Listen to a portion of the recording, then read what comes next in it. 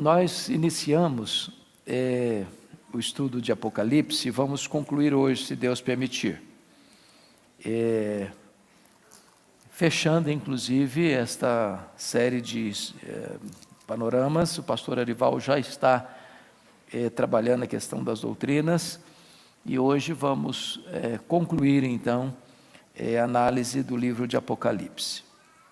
Então, eu queria que você abrisse aí no livro de Apocalipse para nós darmos sequência.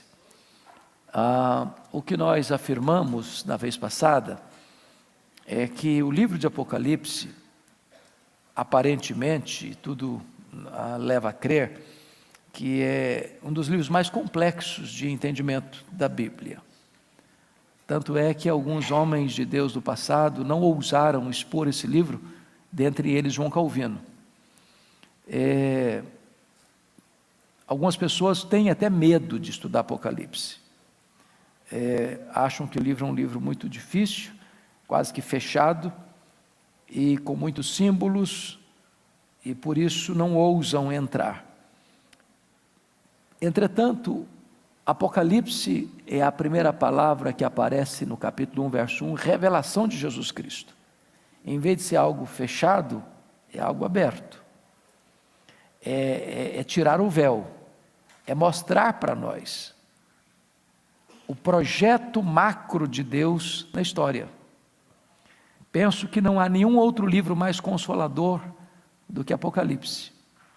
Sobretudo num tempo de crise mundial, de perplexidade das nações, de você ficar aí achando que uma guerra nuclear pode começar, ou que ao apertar de botões o nosso planeta pode virar poeira cósmica, ou de achar que a tragédia está pela frente.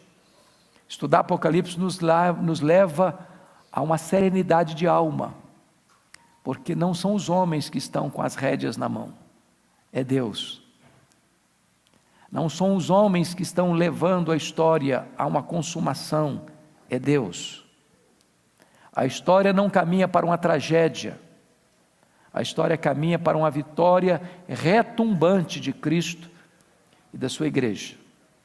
Então, você não deva ter medo de ler e estudar esse livro, ao contrário, você deva ter uma santa motivação para ler e estudar, porque ele traz não pânico para a alma, ele traz refrigério para o coração. Como estudar esse livro? Aí nós temos escolas de interpretação. Aqueles que acham que o livro trata de coisas do passado são os preteristas. Aqueles que acham que o livro só trata de coisas futuras são os futuristas. Mas o que nós entendemos é que a melhor forma de abordagem é a histórica, porque esse livro foi oportuno para a igreja que estava sendo massacrada no primeiro século. Vocês se lembram que João escreveu este livro, foi o último livro da Bíblia a ser escrito, e isso aí por volta de 94, 96, onde a perseguição já de Domiciano avançava muito. Os crentes eram torturados, os crentes eram queimados vivos, os crentes eram crucificados, os crentes eram jogados nas arenas para as feras devorarem. E é nesse contexto de cerco, de massacre, que João escreve Apocalipse, para mostrar para nós que Deus não perdeu o controle, e Deus está com as rédeas nas mãos, e que um plano perfeito e eterno está se desenrolando. A melhor abordagem, existem várias abordagens, escolas de interpretação, e nós citamos aqui 4 delas: o pós-milenismo, o amilenismo, o pré-milenismo histórico e o pré-milenismo dispensacionalista. Dependendo da escola que você vai escolher para ver esse livro, a lente que você vai escolher para enxergar esse livro, você pode ter interpretações diferenciadas. Nós optamos, porque esta é a posição oficial da Igreja Presbiteriana, pelos seus símbolos de fé, a posição amilenista. E eu quero de início dizer para você que não estamos falando que qualquer dessas escolas só tenha facilidades e nenhuma dificuldade. Mas entendemos, historicamente, que o amilenismo é a mais segura. Até porque, de Agostinho de Hipona, do quarto século até o começo do século XIX, toda a história da igreja, ela subscreveu a posição amilenista, passando por todos os reformadores, por todas as confissões de fé reformadas, subscreveram o amilenismo. Embora o termo amilenismo não é feliz, temos que admitir isso. Na língua portuguesa, quando você usa o prefixo a, significa o quê? É um prefixo de negação. Negação. A pergunta é, o amilenismo nega o milênio? E a resposta é não. Não nega o milênio. O amilenismo não entende, entretanto, que o milênio seja literal de 1000 anos. E nem que o milênio sucederá à segunda vinda de Cristo. Pois o amilenismo entende que a segunda vinda de Cristo é o último acontecimento da história, seguido imediatamente do juízo final, e então, novos céus e nova terra, e a bem-aventurança eterna, e então a condenação eterna. Nós vamos hoje olhar isso um pouco mais devagar. O que nós entendemos é o que se chama de milenismo consumado, e esse tempo vai da primeira à segunda vinda de Cristo, e essa é a abordagem de Apocalipse, é como a igreja vai caminhando entre as duas vindas, a primeira e a segunda vinda. E desta forma, a abordagem que fizemos da vez passada, é que nós teríamos no livro de Apocalipse 7 sessões paralelas e progressivas. O que significa isso? A mesma verdade central do livro, a segunda vinda de Cristo, o juízo final, está repetido 7 vezes, em sessões paralelas e progressivas, porque na medida em que o tempo vai avançando para o fim, fica mais claro esta revelação. Então, que sessões são essas? Eu não sei se você anotou da vez passada, se você quer anotar desta vez. Eu já tenho aprendido uma coisa: o papel mais amarelo e a tinta mais fraca é mais fiel do que a memória mais prodigiosa. Então, se você só escuta e não escreve, amanhã você não lembra mais. Para não dizer que hoje à tarde você não lembra mais. Para não dizer que depois do almoço você não lembra mais. Então, quais são essas sessões? Capítulo 1 ao capítulo 3 é a primeira sessão. São os 7 candeeiros, as 7 igrejas. Tem verdade central aí? Tem, a segunda vinda de Cristo, capítulo 1, versículo 7. Todo olho verá. Está tratando da segunda vinda. Segunda sessão paralela, capítulos 4 ao capítulo 7, são os 7 selos. O que são os 7 selos? São a perseguição do mundo à igreja. É um tempo de grande perplexidade e dor. Esse período vai, como o primeiro, os 7 candeeiros, da primeira e segunda vinda de Cristo. Esse também da primeira e segunda vinda de Cristo. Lá no capítulo 6, 12 a 17, a cena do juízo final. A cena do juízo final é a segunda vinda de Cristo. A perplexidade dos homens que querem se esconder e não conseguem, porque vão enfrentar a grande ira do Cordeiro. É a cena do juízo. Terceira sessão paralela, capítulos 8 a 11. São o quê? As 7 trombetas. As 7 trombetas. Então, prestem bem atenção nisso. As 7 trombetas são o juízo parcial de Deus ao mundo que perseguiu a igreja. Se os 7 selos falam da perseguição do mundo à igreja, as 7 trombetas falam do juízo parcial de Deus ao mundo que perseguiu a igreja. Por que juízo parcial? O que é uma trombeta? É um sinal de alerta, de aviso.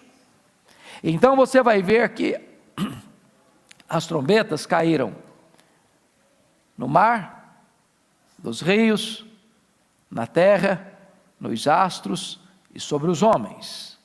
Sempre vai haver um terço, um terço, um terço.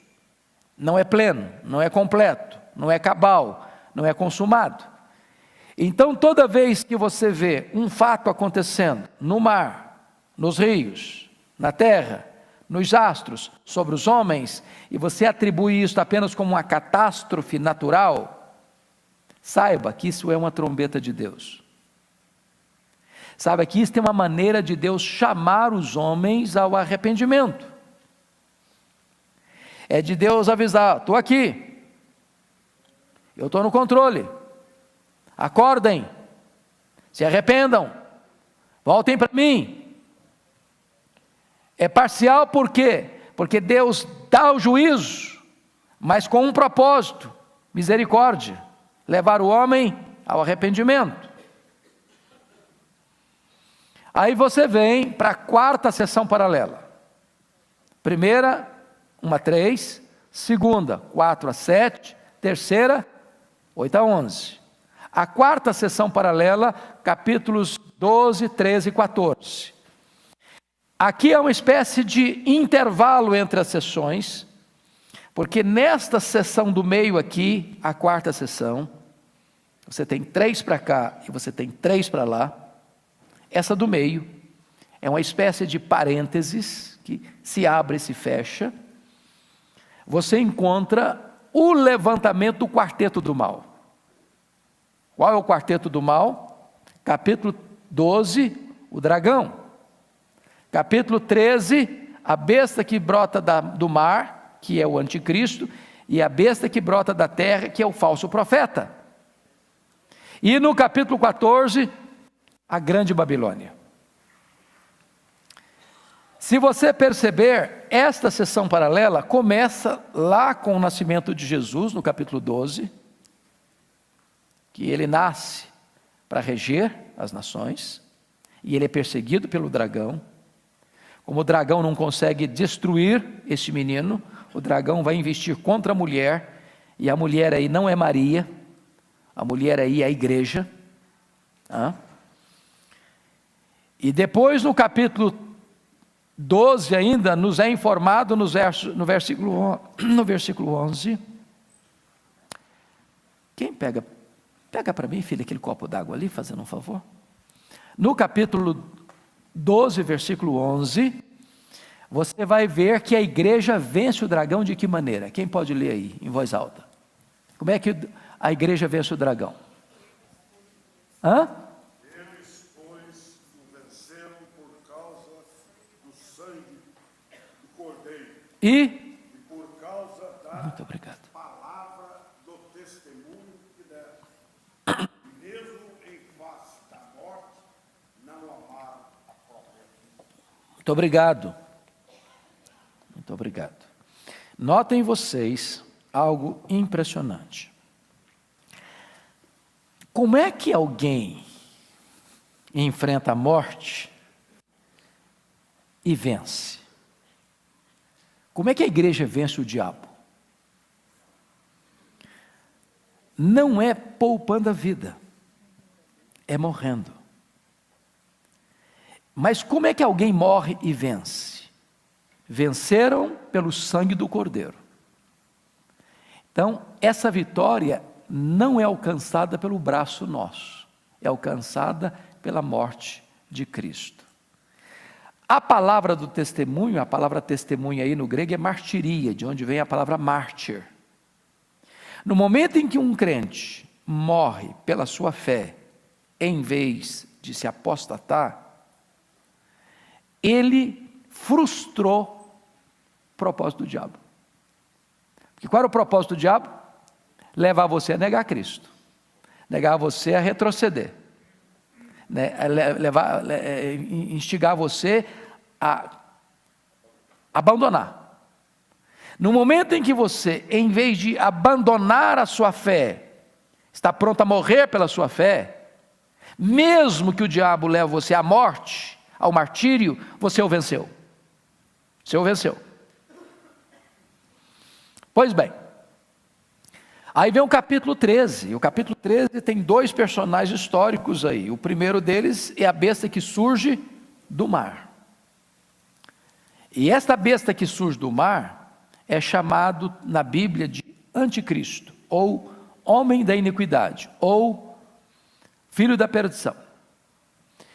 Esse personagem, ele é um personagem político, que vai receber toda a força, todo o poder e toda a autoridade de Satanás. Notem vocês que se Deus é triuno, o Pai, o Filho e o Espírito Santo, o diabo, que quer sempre imitar a Deus, ele vai querer também ser triuno. O dragão, o anticristo e o falso profeta. Se Deus encarna na pessoa do seu Filho, o diabo também vai querer imitar isso. E ele vai querer encarnar-se na figura do anticristo. E conceder a ele toda a sua autoridade, todo o seu poder. E esse personagem vai fazer prodígios da mentira. E vai ter um poder praticamente sobrenatural. E eu chamo a sua atenção para o capítulo 13, porque há uma expressão aí, irmãos, de gloriosa segurança dos salvos. Olha comigo, capítulo 13, versos 7 e 8. 7 e 8. Eu vou ler para vocês e acompanhem, por favor. Foi-lhe dado também, está falando do anticristo, ou da besta que surge do mar, ou do homem da iniquidade, ou do iníquo, ou do pequeno chifre, lá de Daniel. Foi-lhe dado também que pelejasse contra os santos. Quem são os santos aqui? A igreja, os crentes. E os vencesse. Deu-se-lhe ainda autoridade sobre cada tribo, povo, língua e nação. E adorá-lo-ão, quantos? Todos os que habitam sobre a terra, aqueles cujos nomes não foram escritos no livro da vida do Cordeiro. Então você percebe uma coisa aqui. A adoração do anticristo vai ser universal. Em toda a terra. Todas as tribos, todos os povos, todas as línguas, exceto um grupo. Qual o único grupo que não vai adorar? A besta, o anticristo. Quem? Aqueles que têm o seu nome escrito no livro da vida do Cordeiro. E quem são essas pessoas que têm o seu nome escrito no livro do Cordeiro? São aqueles que nós pregamos hoje de manhã. Os que Deus conheceu de antemão, os que Deus predestinou, os que Deus chamou, os que Deus justificou, os que Deus glorificou. Então vocês estão percebendo uma coisa gloriosa aqui. O crente salvo, não precisa ter medo. Agora, nesse momento, quem é nominal, quem é apenas membro de uma igreja visível, mas não fez parte ou não faz parte da igreja invisível, que está apenas arrolado na igreja da terra, mas nunca nasceu de novo, ainda não foi arrolado na igreja do céu, esses não vão aguentar a pressão. Não vão aguentar a pressão. Mas aqueles que são selados com o Espírito Santo, aqueles que são de Deus, esses não vão apostatar. Louvado seja o Senhor. Notem vocês então, que esse personagem histórico chamado anticristo vai ser apoiado por um outro personagem chamado de falso profeta, que é a besta que surge da terra. E o texto completa no capítulo 14 com a grande Babilônia. A grande Babilônia, lá no capítulo 17 e 18, que fala da sua queda, representa a falsa igreja, a meretriz. Porque o noivo tem uma noiva. Quem é a noiva do noivo? A igreja. Quem é o noivo da noiva? Jesus Cristo. Pois se o diabo quer imitar, e ele sempre tenta imitar, se o noivo tem uma noiva, ele vai querer ter uma também. Só que a noiva do dragão é a grande meretriz. A Babilônia, a grande Babilônia. É a igreja prostituída. É a falsa religião. Que na linguagem de Apocalipse 17 e 18, vai além da falsa religião. Engloba também o mundo político e o mundo econômico. Vocês não percebem que existe uma espécie de conluio nesse universo? Do mundo político, do mundo econômico, do mundo religioso? Tudo isso, na linguagem bíblica, chama-se a grande Babilônia, ou a grande meretriz, que vai seduzir os homens, que vai comprar os homens, que vai enganar os homens, que vai manter os homens na sua rede de corrupção, de violência, de maldade, de engano, de ganância, e vai dominar as pessoas. Então, notem que esta verdade do quarteto do mal está aí bem pontuada. Mas onde aparece aí, por exemplo, a ideia da segunda vinda, como nas outras apareceram? Você pode conferir isso, que a ideia central, que é a segunda vinda, que está em todas as sessões paralelas, está aí pontuada no capítulo 14. O capítulo 14, versículo 15. Está escrito o seguinte: outro anjo saiu do santuário gritando em grande voz para aquele que se achava sentado sobre a nuvem: toma tua foice e ceifa, pois chegou a hora de ceifar, visto que a seara da terra já amadureceu. E eu pergunto a vocês, quando se dará essa ceifa? Vamos ler? Quem pode abrir a Bíblia em Mateus capítulo 13, verso 39. Mateus 13, 39.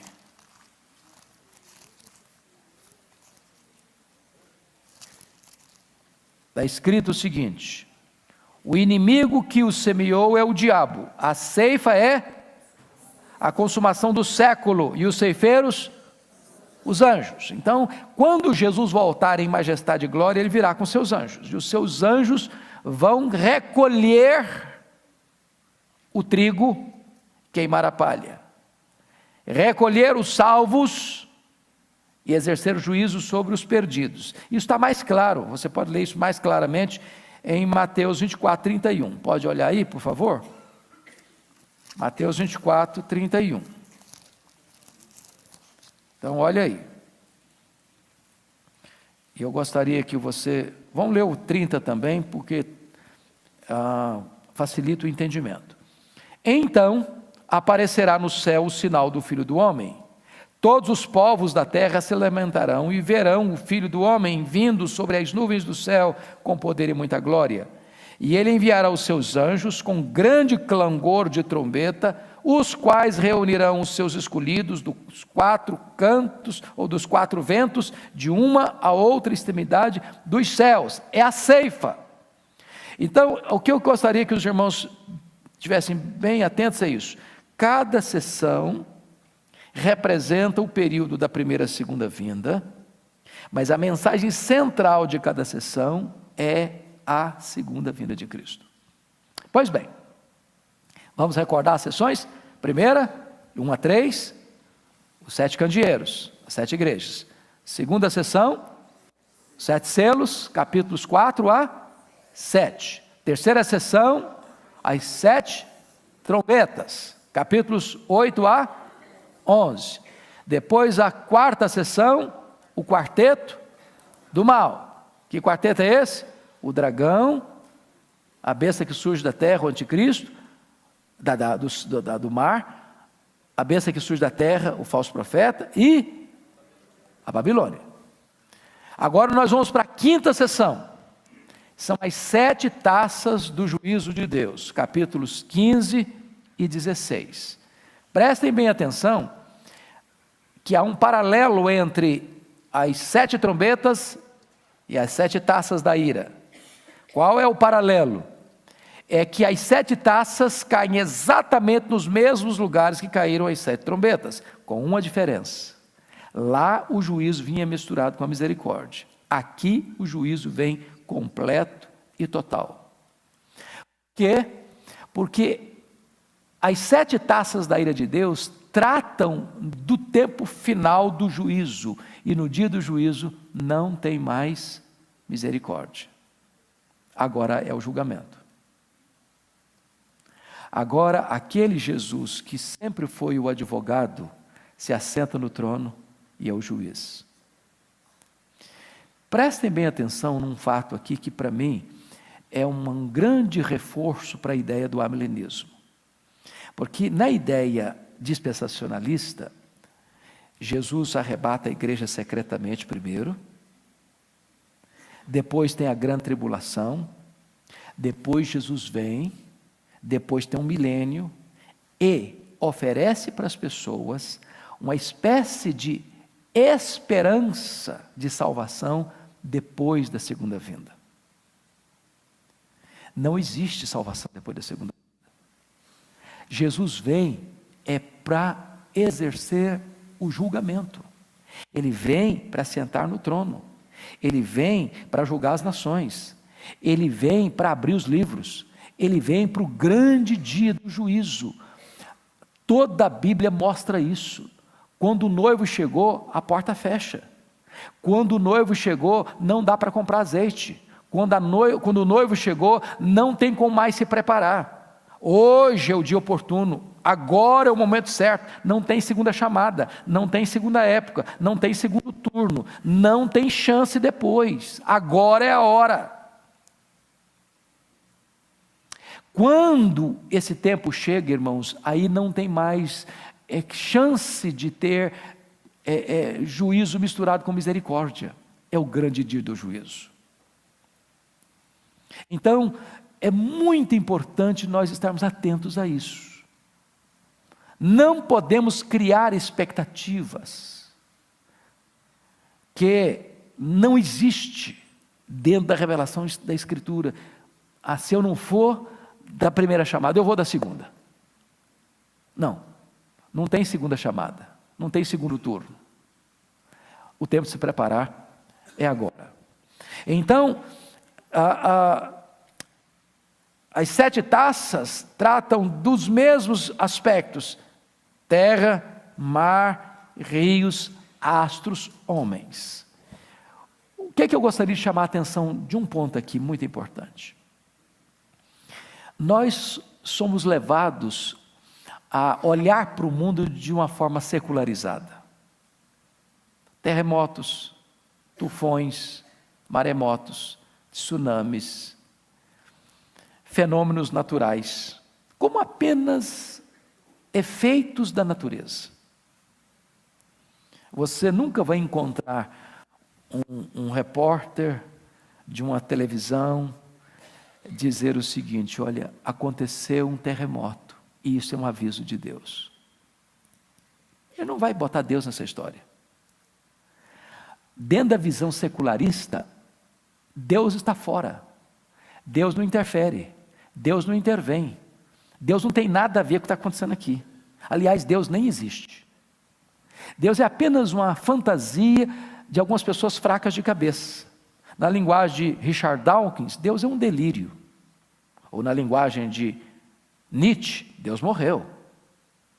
Ou na linguagem de Charles Darwin, Deus não precisa mais existir para explicar o mundo.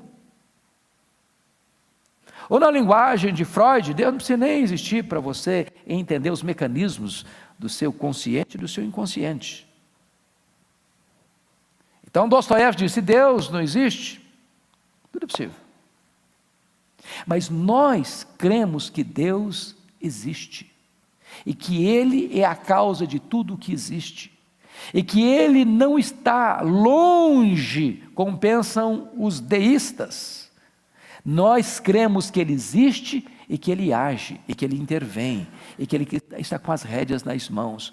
Então, quando há um terremoto, não é apenas um terremoto. Na linguagem teológica, isto é uma trombeta de Deus que cai no mar, na terra, nos rios, nos astros, sobre os homens, dizendo o seguinte: voltem para mim, voltem para mim, voltem para mim.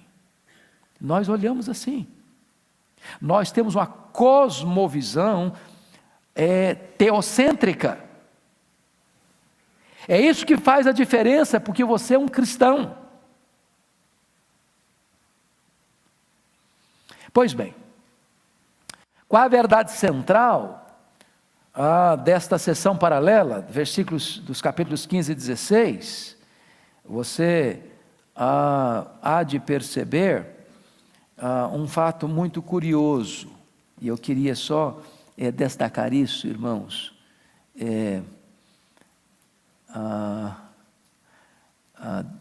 Para usar uma expressão que nós usamos antes de mostrar o texto que eu gostaria de mostrar para vocês. Quem conhece essa expressão assim? Quem não vem por amor, vem pela dor. É verdade isso? Toda verdade? É uma plena verdade isso? Não, não é. Quando você diz quem não vem por amor, vem pela dor, você está...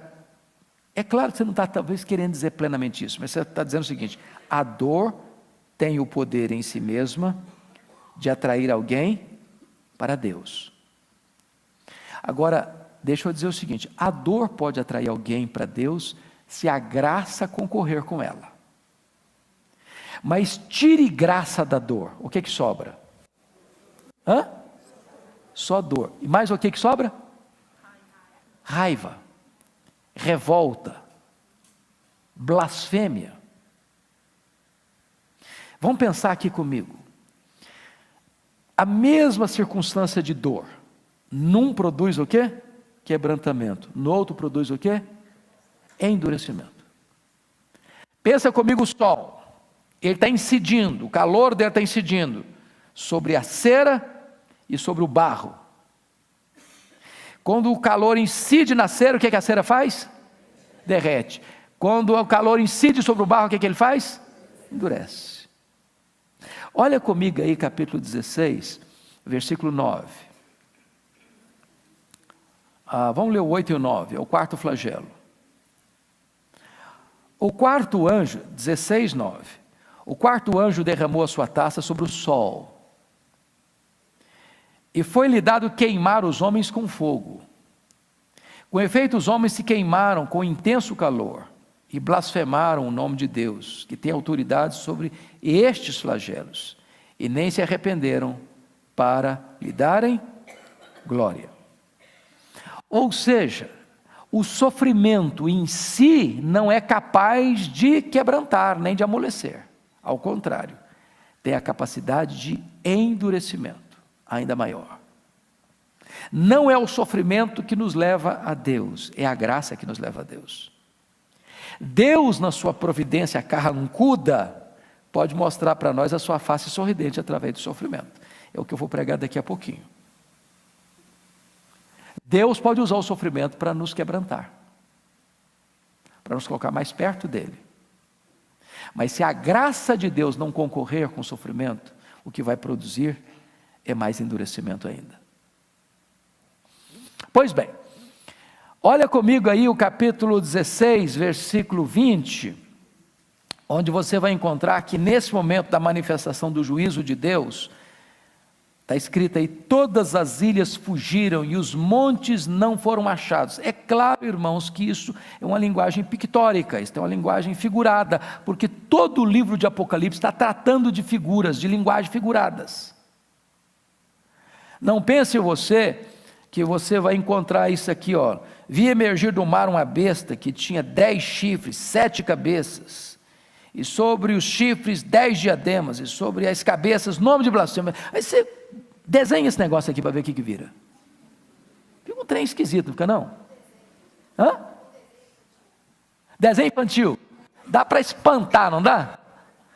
É claro que isso aí não é esse bicho que vai fazer, não. Um bichão assim com 7 cabeças, 10 chifres. Não, isso aqui são símbolos. São símbolos. Então, preste bem atenção nisso. O livro todo é um livro simbólico. Quando ele está tratando dessa questão das ilhas aí no capítulo 16, versículo 20, todas as ilhas fugiram, os montes não foram achados, é uma descrição para mostrar como é que a manifestação tão gloriosa, que o próprio universo é tomado de pânico. 20:11, olha lá, capítulo 20:11, no dia do juízo final, o que vai acontecer? Capítulo 20, versículo 11, é uma cena descrevendo o dia do juízo. 20:11, vi um grande trono branco e aquele que nele se assenta, de cuja presença fugiram a terra e o céu, e não se achou lugar para eles. É uma cena assim, em que nem o céu, nem a terra tem coragem de enfrentá-lo, no seu fulgor, na sua glória, na sua justiça. É a mesma figura lá do capítulo 6, versículos 12 a 17. Se você olhar, versículo 15 e 16, os reis da terra, os grandes, os comandantes, os ricos, os poderosos, todo escravo e todo livre, se esconderam nas cavernas e nos penhascos dos montes e disseram aos montes e aos rochedos, caí sobre nós, escondei-nos da face daquele que se assenta no trono e da ira do Cordeiro, porque chegou o grande dia da ira deles, e quem é que pode suster-se? Essa é a ideia, essa é a ideia. Então ele está descrevendo o que? Na quinta sessão paralela, ele está descrevendo a cena do dia do juízo. É a mesma verdade que vem se repetindo e se repetindo. Vamos para a sexta sessão paralela, que é a penúltima, capítulos 17, 18 e 19.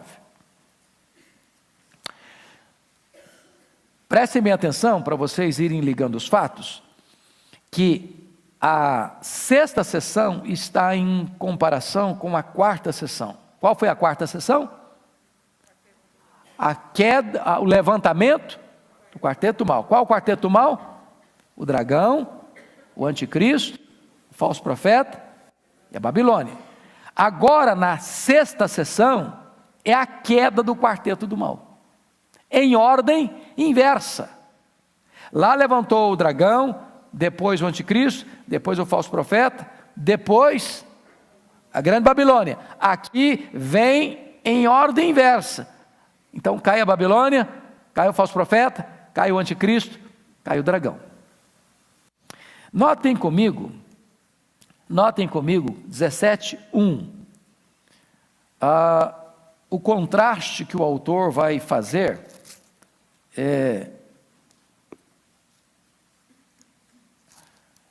no capítulo 17, versículo 1, depois com o capítulo 20, versículo 9. Vamos lá. Veio um dos 7 anjos que tem as 7 taças e falou comigo dizendo, vem mostrar-te-ei o julgamento da grande meretriz que se acha sentada sobre muitas águas. Não é uma figura estranha? Já viu uma mulher sentada sobre muitas águas?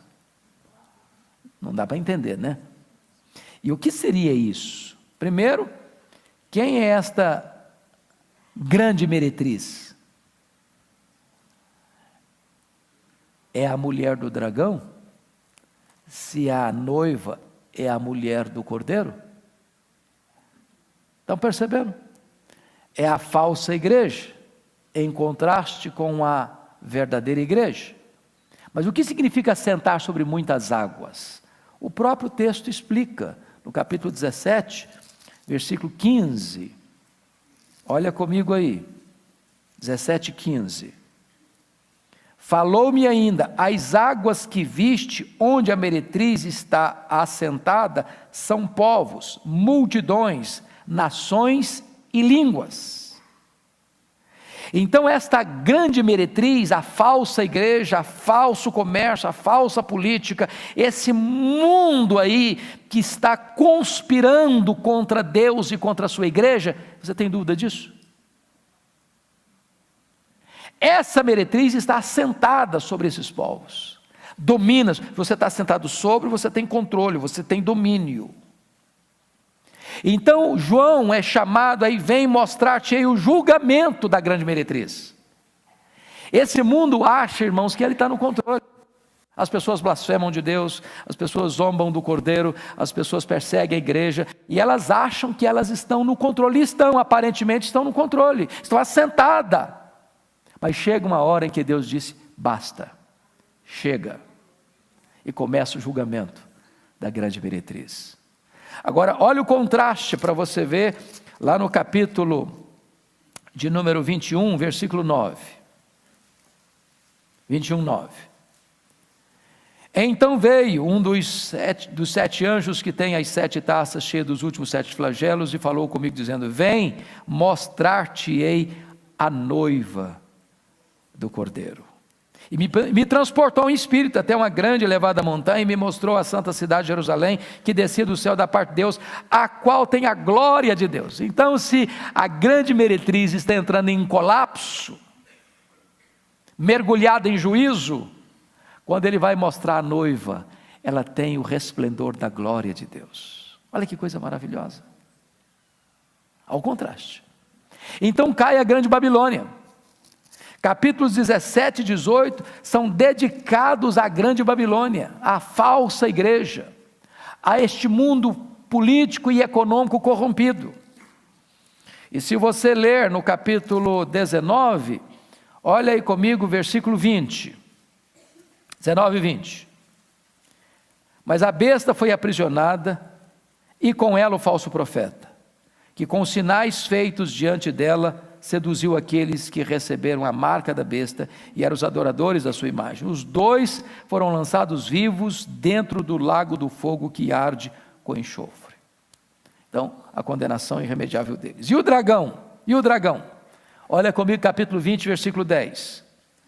O diabo, o sedutor deles, foi lançado para dentro do lago do fogo e enxofre, onde já se encontram não só a besta, como também o falso profeta, e serão atormentados de dia e de noite pelos séculos dos...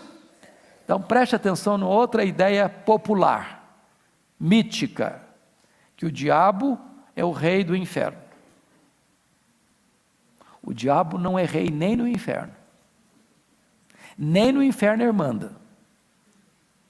Ele é lançado lá, e lá ele será atormentado de dia e de noite. Quem é que manda no inferno? É Jesus Cristo. Quer saber disso? Está lá no Apocalipse capítulo 1. Está lá no capítulo 1. Versículo 18. Versículo 17, parte B, diz, não temas, eu sou o primeiro e o último, e aquele que vive, e estive morto, mas eis que estou vivo pelos séculos dos séculos, e tenho as chaves da morte e do inferno. Quem tem a chave é quem manda, é Jesus quem manda. E agora vamos ver mais, então nós já falamos que caiu a grande Babilônia, a grande meretriz, e você não está vendo ela ser lançada no lago de fogo, porque a grande meretriz não é uma pessoa, é uma entidade, é a falsa igreja, é a ideologia por trás, é o comércio, é a política, é o mundo. Mas já vimos ser lançado no lago do fogo o anticristo, o falso profeta e o diabo. Quem mais precisa ser lançado lá? Então olha comigo, por favor, é importante você entender isso. Olha aí, por gentileza, o que está escrito. Capítulo 20, versículo 15, quem mais vai ser lançado lá?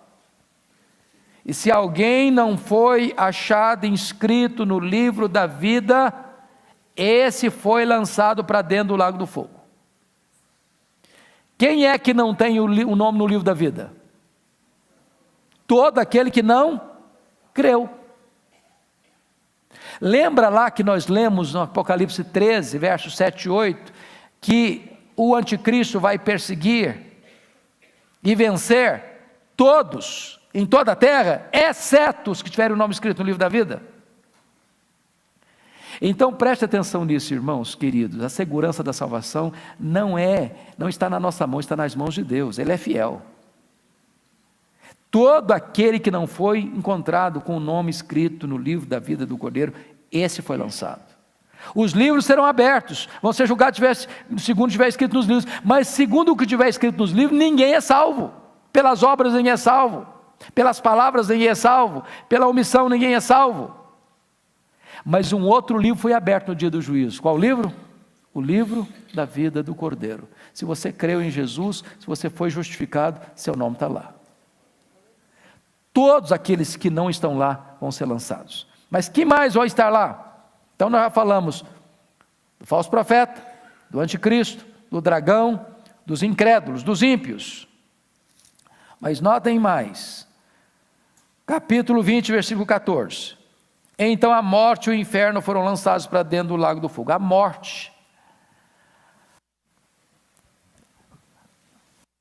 também vai ser sentenciada. E Paulo diz em 1 Coríntios, o último inimigo a ser vencido é a morte. Então fechou o ciclo de condenação. Quem que vai ser condenado? O diabo, o anticristo, o falso profeta, os incrédulos, a morte. Então abre o cenário, vi novo céu e nova terra. Agora é a vitória e a bem-aventurança dos salvos. Qual é a verdade central do capítulos 17, 18 e 19? A segunda vinda de Cristo, como todas as outras sessões. Mas se nós estamos falando de uma sessão paralela e progressiva, quer dizer que essa verdade está mais evidente ainda. E olha comigo, por favor, o que está escrito no capítulo 19. É a cena mais explícita do Apocalipse sobre a segunda vinda de Cristo. Capítulo 19, a partir do verso 11, já começa dizendo: vi o céu aberto e eis um cavalo branco, e o seu cavaleiro se chama Fiel e Verdadeiro, e julga e peleja com justiça, seus olhos são como chama de fogo. E aí vai fazendo uma descrição de quem é esse que vem montado nesse cavalo branco, em contraste com a primeira vinda que ele montou um jumentinho. E versículo 16, ele tem um nome, tem no seu manto e na sua coxa um nome escrito: Rei dos Reis e Senhor dos Senhores. Ele está falando de quê? Desta vinda gloriosa, triunfante, magnífica, majestosa, poderosa de Jesus Cristo, segunda vinda. Aí vamos para a última sessão, capítulos 20, 21 e 22. Essa sessão cobre da primeira à segunda vinda. Essa que é a nossa visão amilenista, é que o capítulo 20 não é sucessiva à segunda vinda do capítulo 19, mas retorna à primeira vinda. Portanto, o que nós entendemos é que essa cena do capítulo 20, dos 1000 anos, não é posteriori à segunda vinda, mas é anteriori, é antes. E por que nós podemos fazer essa afirmação? Prestem bem atenção. Capítulo 20. Então vi descer do céu um anjo que tinha na mão a chave do abismo e uma grande corrente. Ele segurou o dragão, a antiga serpente, que é o diabo, Satanás, e prendeu por 1000 anos.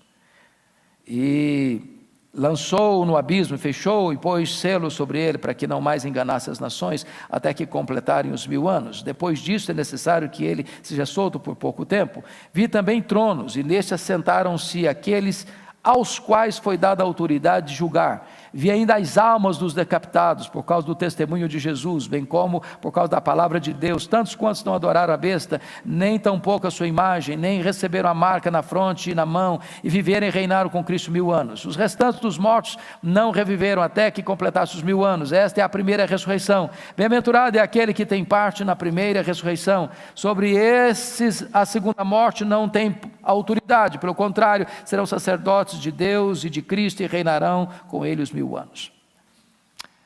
Complexo o texto. Não venha dizer que é fácil, que não é. Mas vamos entender. Quem está reinando com Cristo 1000 anos são as almas.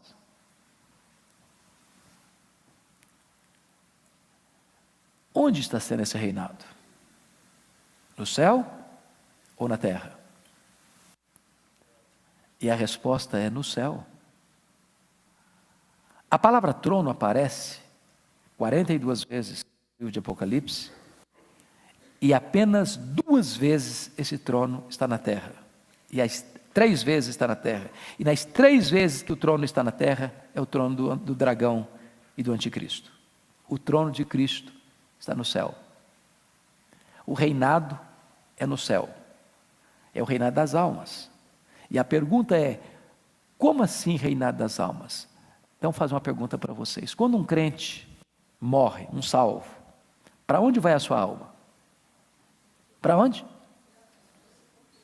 Vai para o purgatório? Se desencarna e reencarna de novo? Não. É aniquilada? Acaba? Morre? Acaba? Desiste? Some? Não. Fica dormindo na sepultura? Também não. Quando um crente morre, para onde vai a sua alma? Para o céu. O que ela fica fazendo lá no céu? Inconsciente? Dormindo? Não.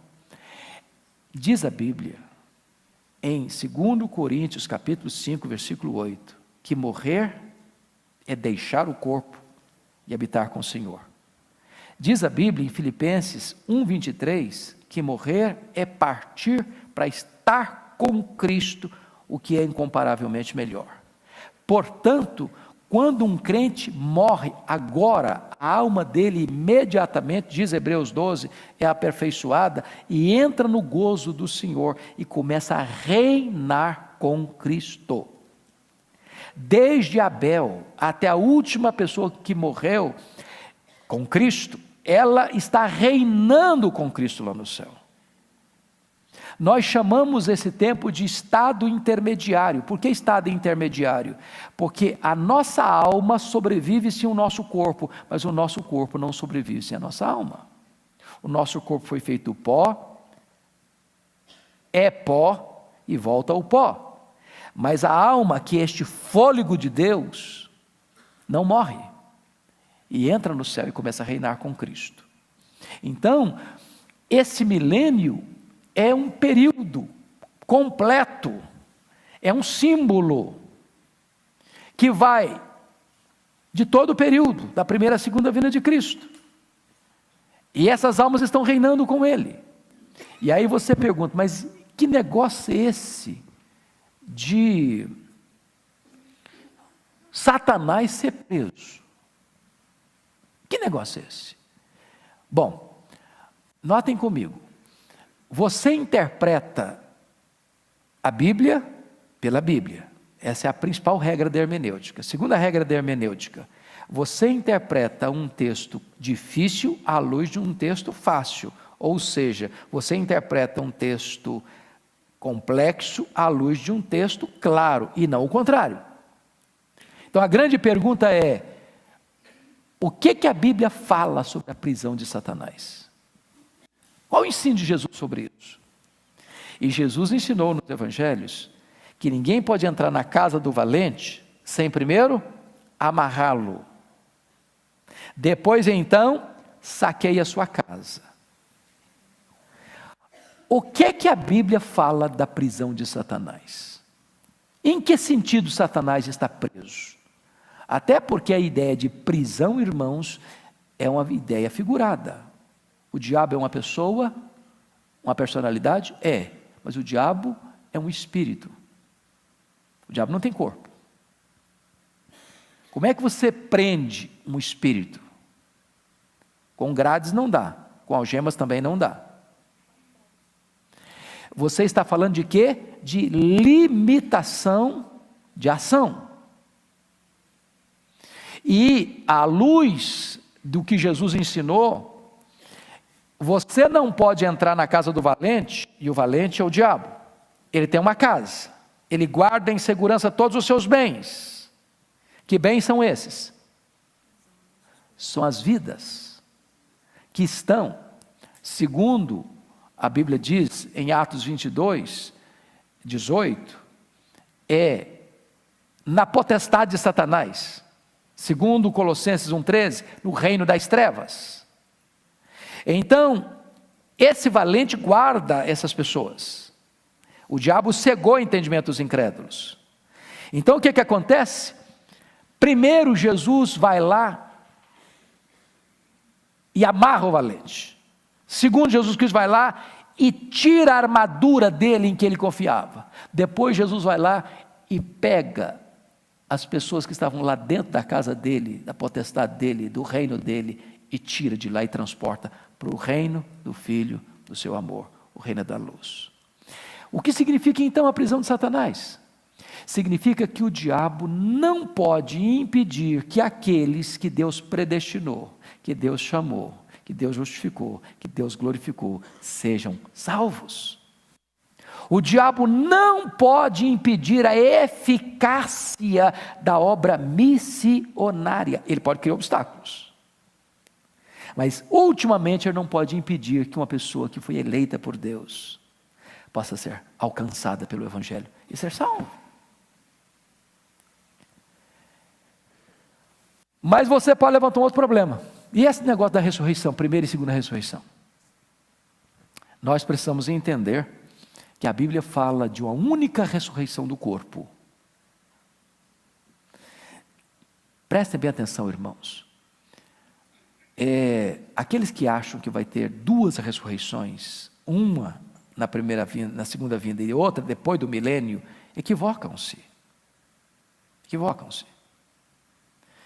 Como é que vai acontecer a ressurreição? Abra sua Bíblia lá em João 5, 28 e 29. E me façam parar no máximo 10 para as 11, por favor. Porque senão eu empolgo aqui e depois o Zé me puxa o paletó. Então, olha, João 5, 28 e 29. Está escrito assim: não vos maravilheis disto, porque vem a hora em que todos os que se acham nos túmulos ouvirão a sua voz e serão. Quantos vão sair? Todos. Todos quem? O verso 29 explica: os que tiverem feito bem, para a ressurreição da vida, e os que tiverem praticado o mal, para a ressurreição do juízo. Então, vai existir uma única ressurreição, de crentes e não crentes, de salvos e de perdidos. Uma única.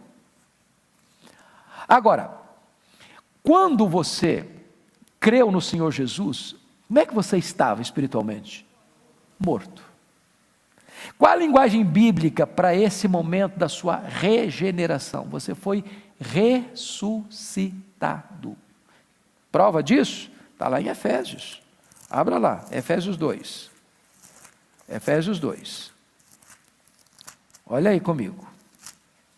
Versículo 1: ele vos deu vida estando vós mortos nos vossos delitos. E olha novamente agora, versículos 5 e 6. Estando nós mortos em nossos delitos, nos deu vida juntamente com Cristo, pela graça sois salvos. E juntamente com Ele nos o quê? Nos ressuscitou e nos fez assentar nos lugares celestiais em Cristo. Então, sua conversão foi uma ressurreição. Essa é a primeira ressurreição. Essa é a primeira ressurreição. Quem passar pela primeira ressurreição, nunca vai ser condenado. Você foi regenerado. Então preste atenção nisso. Quem nasce duas vezes, só morre uma. Quem nasce uma vez só, morre duas. Você nasceu fisicamente, e você nasceu espiritualmente pelo novo nascimento, você só morre uma vez, fisicamente, mas não sofre a segunda morte, a morte eterna. Mas se você só nasceu uma vez fisicamente, você vai enfrentar duas mortes, a morte física e a morte eterna. É isso que ele está dizendo em Apocalipse 20. Pois bem, então depois do capítulo 20 vem, qual é a mensagem central de Apocalipse 20? Versículo 11 a 15, a cena do juízo final. Os livros sendo abertos, grandes e pequenos comparecendo perante o tribunal. E você tem só 2 grupos ali: os que têm o nome escrito no livro da vida e os que não têm o nome escrito no livro da vida. Os que têm o nome escrito no livro da vida entram no gozo de Deus. Os que não têm o nome escrito no livro da vida, lançados no lago do fogo. E aí entra o capítulo 21, novos céus e nova terra. Aí é a glorificação da igreja. Vem mostrar-te a noiva, a esposa do Cordeiro. Portanto, irmãos, eu fecho aqui dizendo o seguinte para vocês: estudar esse livro traz uma paz, uma alegria e uma bênção plena de segurança. Porque a descrição que você encontra aí no capítulo 21 da igreja, porque é uma superposição de imagens, quando ele é chamado para ver a noiva, a esposa do Cordeiro, olha que coisa preciosa isso. Por favor, eu estava fechando, mas vou abrir de novo, só um segundinho. Olha aí comigo, 21, versículo 9. Ele é chamado para ver, vem mostrar-te a noiva, a esposa do Cordeiro. E aí, quando ele vê e me transportou em espírito até uma grande e elevada montanha, e me mostrou o quê? A santa cidade. Mas não era a noiva. Fui chamado para ver a noiva. Você está me mostrando uma cidade? A Nova Jerusalém? E toda a descrição que vai fazendo agora é da cidade. É uma superposição de imagens. A noiva é a cidade é a noiva é a igreja. A Nova Jerusalém não é apenas uma cidade, é a própria noiva. E ao mesmo tempo que ele descreve a cidade, ele está falando da noiva. É belíssimo isso. Mas eu chamo a sua atenção para um outro ponto interessantíssimo aqui, porque ele vai fazer uma descrição dessa cidade. Ela é bonita por fora, ela tem a glória de Deus, ela é bonita por dentro. Os 12 fundamentos aí, são 12 tipos de pedras preciosas. Você já viu algum construtor civil fazer isso? Enterrar pedras preciosas? Por que ele diz isso? É porque essa igreja é bonita por fora e é bonita por dentro. Aí você vai ver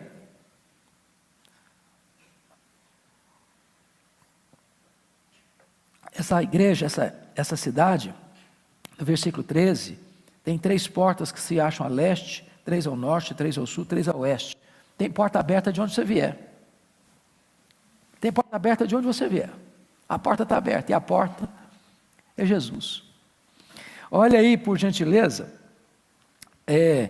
no versículo 16, a cidade é quadrangular, de comprimento e largura iguais. Sabe o que significa isso? Não tem classe, não tem bairro de classe A, classe B, classe C, classe D. Não tem privilégios, maiores para uns e menores para outros. Mas se você notar essa linguagem, e mediu a cidade com a vara até 12 mil estádios, seu comprimento, largura e altura são iguais. E se você fizer a conta dessa medida aí, são 2.400 quilômetros de comprimento, 2.400 quilômetros de largura e de altura. Eu pergunto a vocês, que cidade no planeta Terra tem 2.500 quilômetros de comprimento e de largura? Tem alguma? Cidade do México tem isso? São Paulo tem isso? Nova York tem isso? Tóquio tem isso? Nenhuma cidade. Não tem cidade humana com essa dimensão. Para que ele dá essa dimensão tão vasta? Para dizer o seguinte: lá tem lugar suficiente. Na casa de meu pai tem muitas moradas. Não vai faltar lugar. Todo aquele que crê tem lugar para você. Ainda há lugar. Então, toda essa descrição pictórica é uma linguagem humana para descrever quão belo, quão glorioso, quão magnífico será esse lugar.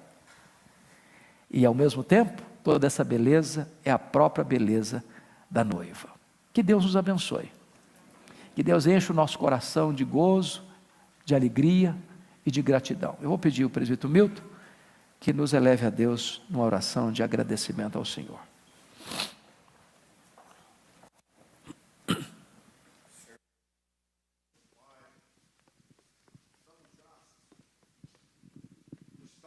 aqui, Pai, trazidos pelo Senhor mesmo, para receber, Pai, esse conhecimento, essa tranquilidade para as nossas almas, Pai.